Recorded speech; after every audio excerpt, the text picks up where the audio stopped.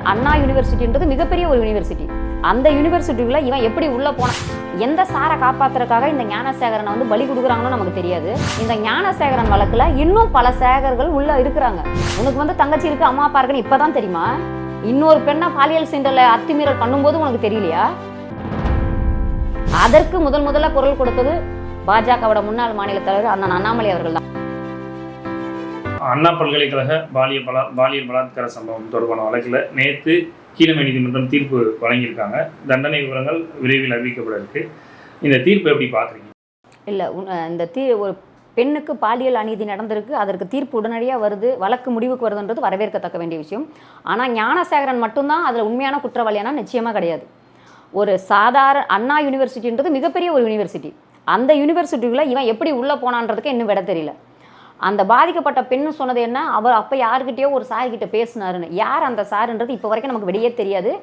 எந்த சாரை காப்பாற்றுறதுக்காக இந்த ஞானசேகரனை வந்து பலி கொடுக்குறாங்கன்னு நமக்கு தெரியாது.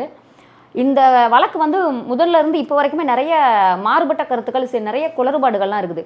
இந்த வழக்கு வந்து இன்றைக்கி சீக்கிரமாக இவ்வளோ வழக்கில் வந்து நீதி கிடைக்குதுன்னா இதுக்கு முதற் காரணம் பாஜகவோட முன்னாள் மாநில தலைவர் அண்ணாமலை அவர்கள் மட்டும்தான்.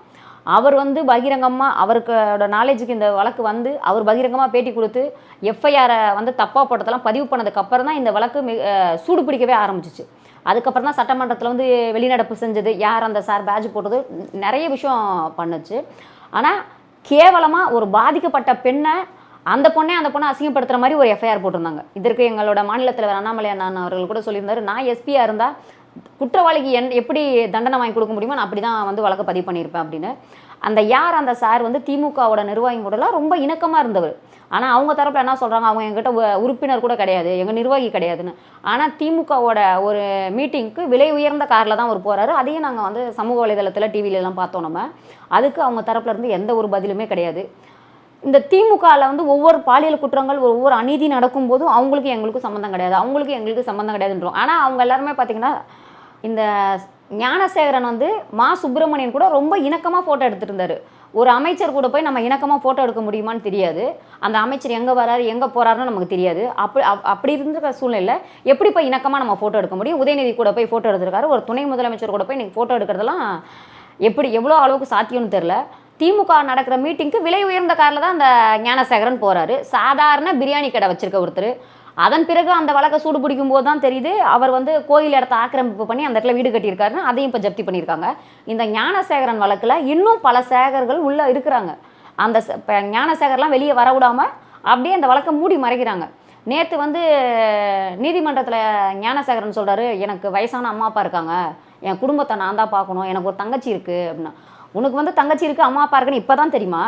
இன்னொரு பெண்ணை பாலியல் சீண்டலை அத்துமீறல் பண்ணும்போது உனக்கு தெரியலையா? அந்த ஆடியோவெல்லாம் நம்ம கேட்கும்போது ரொம்ப அந்த எஃப்ஐஆரை படிக்கும்போது நம்ம தெரிஞ்சுருக்கணும். நான் வந்து மாதவிடாயில் இருந்தேன், என்னை ரொம்ப தொல்லைப்படாதீங்கன்னா, எனக்கு உடம்பு சரியில்லை நான் சொன்னேன் அப்படின்னு. இப்படி ஒரு உச்சக்கட்ட கேவலமாக நடந்துக்கிட்ட ஒரு ஆண் இணக்கத்துக்கு இந்த திமுக இப்படி சப்போர்ட்டுக்கு வராங்கன்னு தெரில. இதில் அவங்க சொல்கிறாங்க, எங்களால் தான் இந்த வழக்கு வந்து இவ்வளோ சீக்கிரம் வந்து தீர்ப்புக்கு வருது அப்படின்னு. இதற்கு முதல் ஒரு மிகப்பெரிய வெற்றியை கொண்டாடணும்னா பாஜகவோட மாநில தலைவர் அண்ணாமலை அவர்கள் மட்டும்தான். ஏன்னா இதே மாதிரி கனிமொழி அக்கா திமுகவோட சொத்து கனிமொழின்னு கொண்டாடுறவங்க பெண்களுக்காக நடந்த மாநாட்டில் பெண் காவலர்களுக்கே பாலியல் தொல்லை கொடுத்த கட்சி அந்த கட்சி. அதற்கு முதல்ல குரல் கொடுத்தது பாஜகவோட முன்னாள் மாநில தலைவர் அண்ணன் அண்ணாமலை அவர்கள் தான். அவர்கள் கொலை கொடுத்ததுக்கு அப்புறம் தான் இவங்க மேலே சிஎஸ்ஆரை பதிவு பண்ணாங்க. அதுக்கப்புறம் தான் அவங்க மன்னிப்பு கேட்டாங்க. அதுக்கப்புறம் தான் அந்த காவலர்களுக்கே ஒரு நீதி கிடச்சிச்சு. பெண் காவலர்களுக்கே அந்த நிலமன்ற போது அண்ணா யூனிவர்சிட்டியில் நம்பி படிக்க அனுப்பின பிள்ளைக்கு இந்த திமுக ஆட்சிக்கு வந்ததுலேருந்து இது வரைக்கும் நம்ம எடுத்து பார்த்தோம்னா எவ்வளோ பாலியல் குற்றங்கள் இருக்குது. நடு ரோட்டில் போட்டு வெட்டுறாங்க, 10வது படிக்கிற பிள்ளைய வீடு வந்து கொள்கிறான். ஆனால் சட்டம் ஒழுங்கு நம்ம சரியாக இருக்குன்னு சொல்லுவோம். அருண் ஐபிஎஸ் அவர்கள் வந்து அப்போ எனக்கு என்ன சொன்னார், அந்த பொண்ணு கொடுத்ததை தான் நாங்கள் வந்து வாக்குமூலமாக பதிவு பண்ணோம். எந்த பாதிக்கப்பட்ட பொண்ணும் வந்து தன்னை அசிங்கப்படுத்திட்டு ஒரு வாக்குமூலம் கொடுக்காது. எஃப்ஐஆர் வந்து நான் பாதிக்கப்பட்டிருக்கேன், நான் ஒருத்தவங்க மேலே புகார் கொடுக்குறேன்னா புகார் கொடுக்குறவங்க மேலே தான் நான் புகாரை பதிவு பண்ணுவேன். என்னையே நான் அசிங்கப்படுத்திக்க மாட்டேன். இதில் இன்னும் விடை தெரியாத கேள்விகள்னு சொல்லி நிறையா இருக்குது. குறிப்பாக சொல்லணும்னா அந்த எஃப்ஐஆரை யார் லீக் பண்ணாங்க அப்படிங்கிற கேள்விக்கு இது வரைக்கும் பதில் இல்லை. எப்படி பார்க்குறீங்க? இல்லை, திமுகவில் நிறைய விஷயத்துக்கு இது வரைக்கும் நமக்கு பதில் தெரியாது. நீட்டு என்னாச்சுன்னா நமக்கு பதில் தெரியாது. பெண் மகளிர் உரிமை தொகைன்னு சொல்லி ஒன்று சொன்னாங்க, அனைத்து மகளிருக்கும் உரிமை தொகைன்னு. அதுக்கப்புறம் வந்து அதில் வந்து ஒரு வரைவு கொண்டு வந்தாங்க, அதுக்குமே நமக்கு தெரியாது. இப்போ அதே மாதிரி தான் அந்த எஃப்ஐஆர் விஷயமும். உடனே இவங்ககிட்ட நம்ம ஒரு கேள்வி கேட்க போனால் அப்படியே ஒன்றிய அரசு பக்கம் ஒன்றிய அரசு அவங்க டிபார்ட்மெண்ட்ல இருந்து தான் லீக் ஆச்சு, இவங்க டிபார்ட்மெண்ட்ல தான் லீக் ஆச்சுன்னு. எஃப்ஐஆர் நீங்கள் பதிவு பண்ணும்போதே தான் அதை வெளியிட்டிருக்கீங்க. எஃப்ஐஆர் பதிஞ்சதே தப்பு, எஃப்ஐஆர் வெளியானது அடுத்த தப்பு. அந்த எஃப்ஐஆர் முறையாக பதிஞ்சிங்கன்னா அதுவும் கிடையாது உங்ககிட்ட. அந்த ஞானசேகரன் உடனடியாக கைது பண்ணப்படவே இல்லை. 2 நாட்களுக்கு அப்புறம் தான் அவன் கைதி ஆகிறான். கைதானதுக்கப்புறம் அவன் வந்து கால் வந்து பாத்ரூமில் வலிக்கி விழுந்துட்டான். ஆனால் அந்த மாதிரி ஒரு ரியாக்ஷன்லேயே ஞானசேகரன் உள்ளே போகவே இல்லை. நேற்று கொளத்தூரில் வந்து ஸ்டாலின் அவர்களுக்கு வந்து நடனமாடி வரவேற்பு அளித்திருந்தாங்க. அந்த ஒரு காட்சியை பார்த்தோம். எப்படி பார்க்குறீங்க? அது சிறப்பான ஒரு ஆட்சியை கொடுக்குறாருன்னு சொல்லி நடனமாடி இல்லை, சேகர்பாபு அவர்கள் வந்து அதை ஏற்பாடு பண்ணியிருந்தார். அறநிலையத்துறை அமைச்சர் அவர் சேகர்பாபு அவர்கள் வந்து அதை மறந்துடுவார். அப்போ அறநிலையத்துறை அமைச்சர் அவர் தான் அப்படின்றத. அவரோட ஆடியோவே ஒன்று லீக் ஆச்சு. நீ போய் கம்ப்ளைண்ட்டை புகார் கொடுறா பார்க்கலாம், நான் பார்த்துக்கிறேன், எந்த ஸ்டேஷனுக்கு போகிறேன்ற மாதிரி. அவரெல்லாம் கட்ட பஞ்சாயத்து பண்ணவர்கிட்ட ஒரு அமைச்சர் கொடுத்தா நடு ரோட்டில் டான்ஸ் ஆடி லேடிஸை டான்ஸ் ஆட விட்டு வரவேற்கிறாங்க. ஏற்கனவே தமிழ்நாடே இங்கே ஆடிட்டு தான் இருக்குது, மதுவால், கஞ்சாவால், கள்ளசாராயத்தால். அதனால் அவங்க அதை ஆடி கட்டுறாங்க. மக்கள் சந்தோஷமாக இருந்தால் ஆடலை. நாங்கள் மதுவால் தள்ளாடிட்டுருக்கோம். கஞ்சா, கள்ளச்சாராயம் இந்த மாதிரி எல்லாத்துலேயும் மதுவால் இன்றைக்கி தமிழ்நாடமே சீரழிஞ்சு போய் கிடக்குது.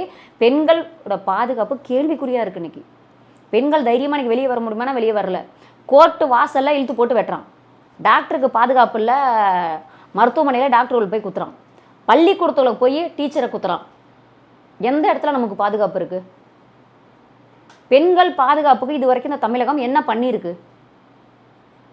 இடையில பார்த்தீங்கன்னா சென்னை மேயர் பிரியா அவர்களே காணவே காணோம். எங்கே போனாங்கன்னே தெரில. ஒரே நாள் நேரம் உங்கள் கருத்துக்களை பயன்படுவதற்கு நன்றி.